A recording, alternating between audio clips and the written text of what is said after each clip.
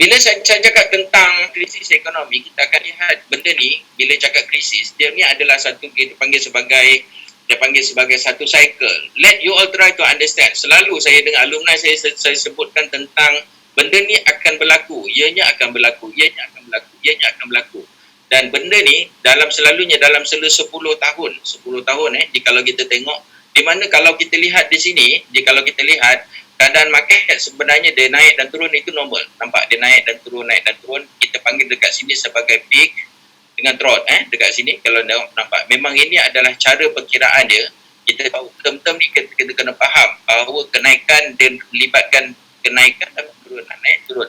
Jikalau kita lihat bagi siapa-siapa yang baru kenal dengan market akan sentiasa up and down, turun dan naik. Tidak akan ada satu pun market yang akan sentiasa naik saja, dan tidak akan ada satu pun market dalam keadaan menurun saja. Dia tidak akan berlaku begitu.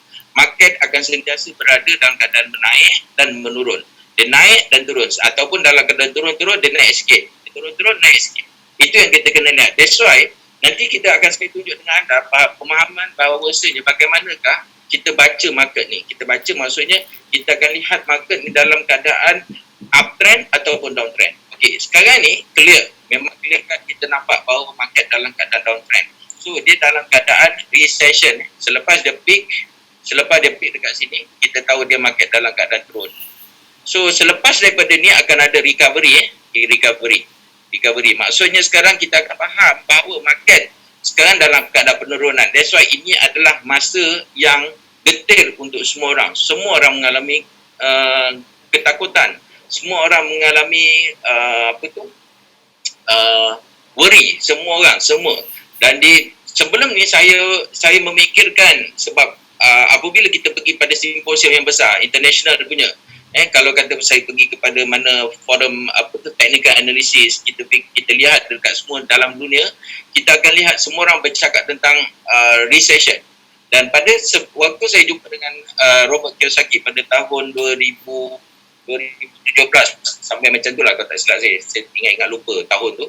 So masa tu dia telah menjangkakan bahawa krisis ni akan berlaku. Soalan dia adalah bila? Dan apabila berlakunya kenaikan yang besar, Bitcoin, yes, di dalam Bitcoin kenaikan yang meninggi, yang menakutkan kenaikan besar. So dekat situ saya memikirkan bahawa krisis ekonomi akan disebabkan oleh Bitcoin. So Bitcoin drop pada tahun 2018. Dan pada 2017 saya ada alert pada semua student-student saya yang mana ada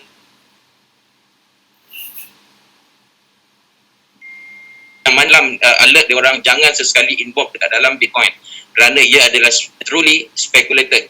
Benda ni adalah kita panggil sebagai internet dia panggil sebagai scammer yang dihalalkan di peringkat international.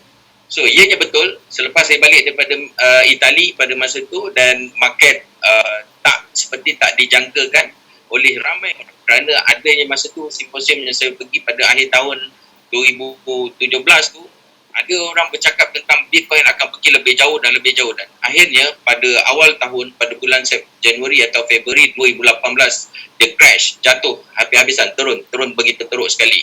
So akan tetapi bila kita lihat kepada indikator-indikator lain, dia tidak menampakkan sesuatu benda yang menunjukkan truly krisis ekonomi. Dan kita masih menunggu pada tahun 2018, 2019, dan akhirnya apabila COVID-19 ataupun coronavirus ni menyerang, ianya betul-betul memberikan impact. Kerana apa? Sebab Dow Jones akan bertahan.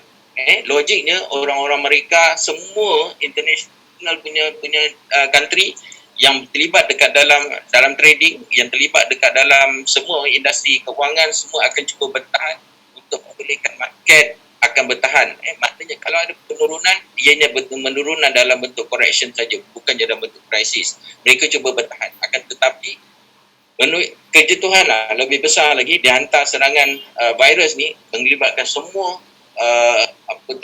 dunia menjadi lumpuh. Semua ni, yang ni saya tak payah cerita, anda semua faham.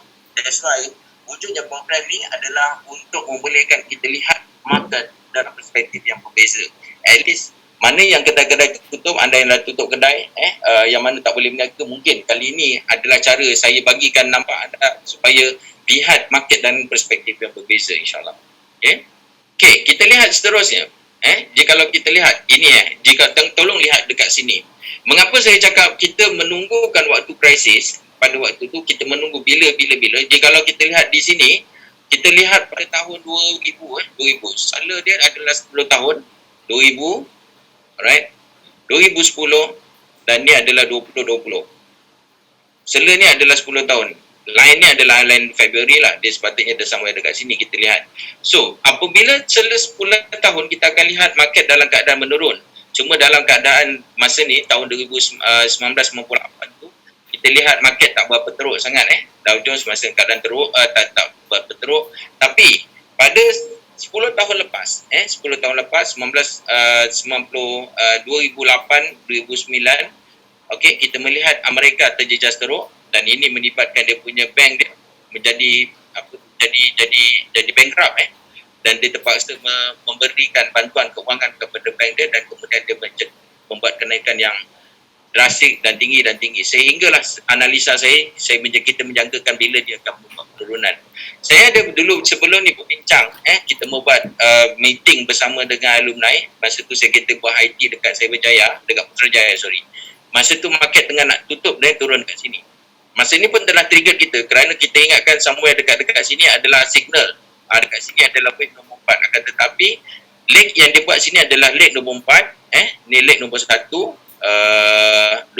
dan ni nombor 3, 4 dan rupanya dekat sini leg nombor 5 dan kita menunggukan krisis berlaku dekat sini.